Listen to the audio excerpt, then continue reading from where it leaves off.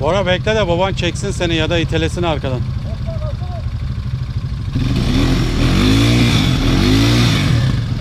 Osman çek. Ha, motorla geri gel.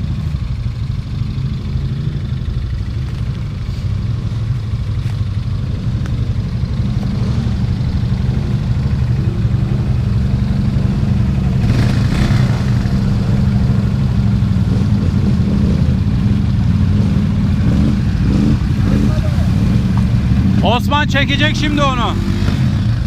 Yapma. Debriyaj yandı. Motor çalışıyor mu? Çalışıyor. Devam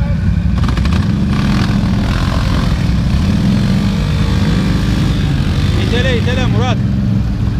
Hop.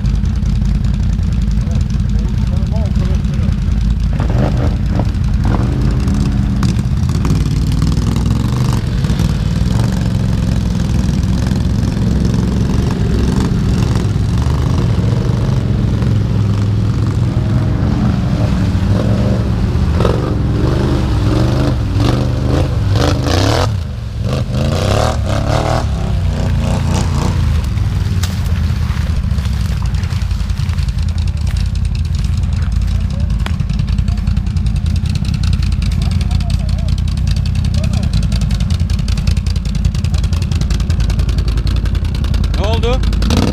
Hava az var diyor da.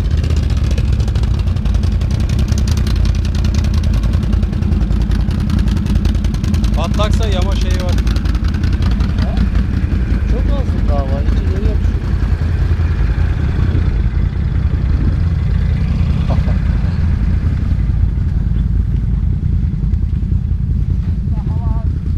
Ne kadar mutlusun Emre? Güneş var gözümde.